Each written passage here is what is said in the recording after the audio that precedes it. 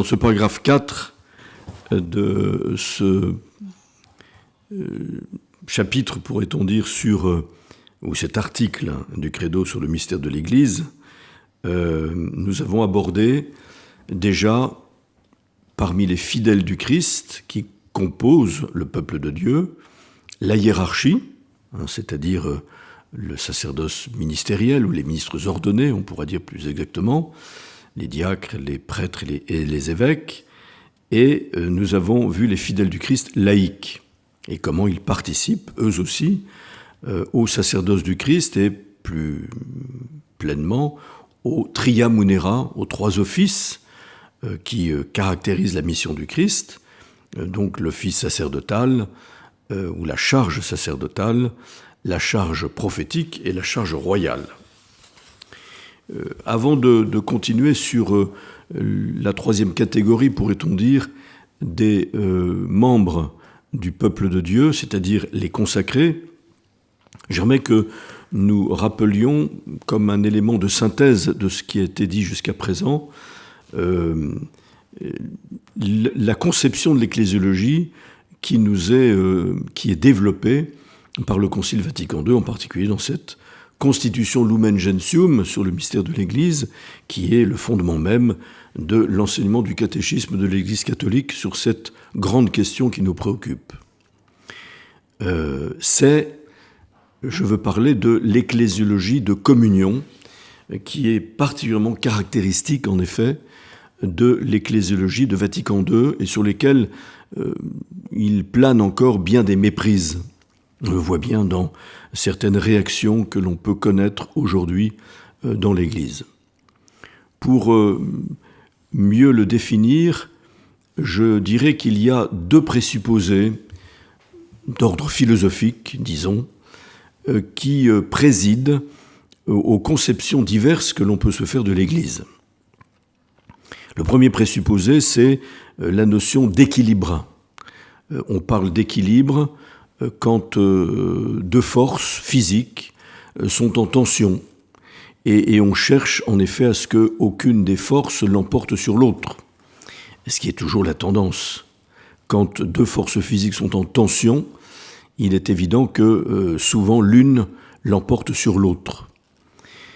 Le deuxième présupposé philosophique qui préside à une autre conception d'une organisation sociale, et en tout cas pour nous, de l'Église qui nous intéresse aujourd'hui, c'est ce qu'on appelle l'harmonie, où il n'y a pas de tension, mais une grande complémentarité entre des éléments fondamentaux qui sont différents et qui s'ordonnent l'un à l'autre selon un principe d'ordre qui est, pour ce qui est de l'Église, le Christ.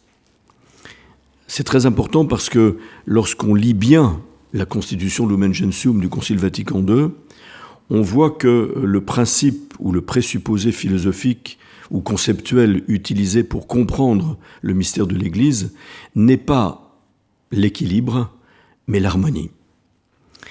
Il y a un numéro que nous avons certainement déjà cité, mais que je cite à nouveau car il est tout à fait significatif, de Lumen Gentium, qui nous fait entrer dans cette conception qui va être à la base de ce que l'on appelle une ecclésiologie de communion.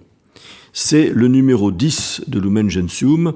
Nous sommes revenus un peu en arrière par rapport à notre exposé d'aujourd'hui, puisque cela se situe dans le chapitre 2 consacré au peuple de Dieu. Et nous sommes passés désormais, avec les chapitres 3, 4 et on verra 6 de Lumen Gentium, aux différents membres du peuple de Dieu. Voilà ce que l'on lit au numéro 10, paragraphe 2. Le sacerdoce commun des fidèles et le sacerdoce ministériel ou hiérarchique, qui ont entre eux une différence essentielle et non seulement de degré, sont cependant ordonnés l'un à l'autre.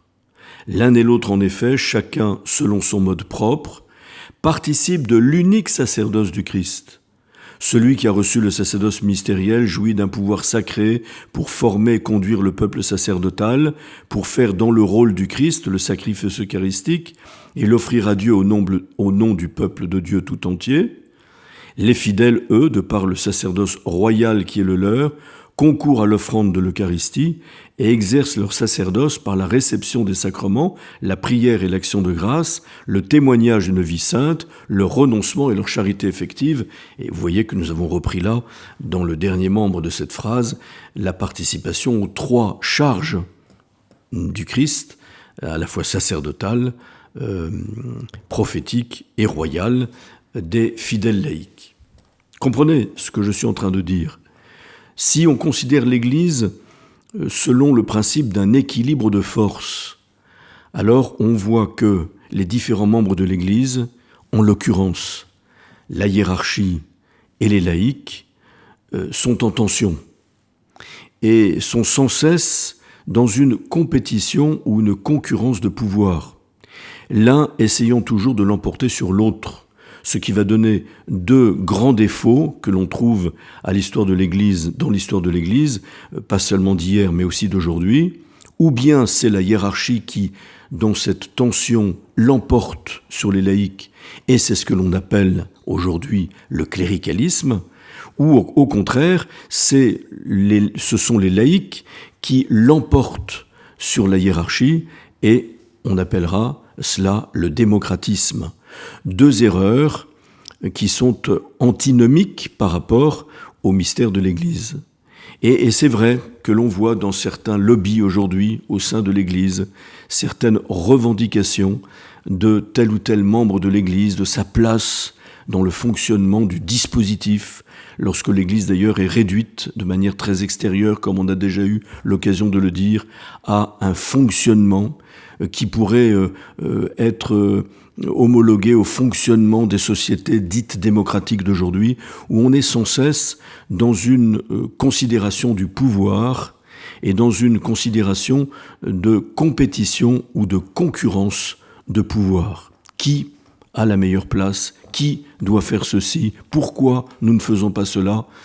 Revendication qui montre que dans cette conception de l'Église, nous avons une conception dite politique de l'Église, où finalement ce sont des partis qui s'opposent, qui cherchent un équilibre et qui ne le trouvent généralement jamais.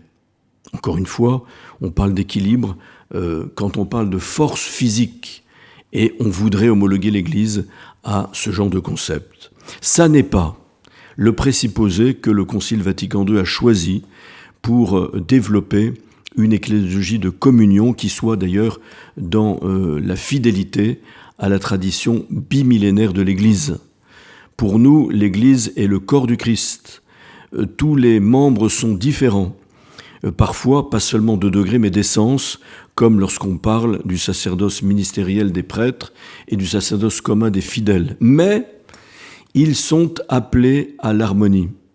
Ils sont appelés, selon ce principe de l'harmonie, à être ordonnés l'un à l'autre. C'est exactement le texte du Concile que nous venons d'entendre et qui définit le mieux cette ecclésiologie de communion qui consiste précisément dans une complémentarité, un ordre de l'un à l'autre dans la complémentarité, mais selon ce principe d'ordre qu'est le Christ, n'est-ce pas? Ils sont ordonnés l'un à l'autre dans le Christ. Il faudrait que nous quittions nos conceptions extrêmement dialectiques des membres de l'Église, héritées d'une philosophie plus marxiste, évidemment, que fidèle à la tradition de l'Évangile et de l'Église, et que nous entrions de manière décisive dans cette ecclésiologie de communion que le Concile a essayé de nous enseigner.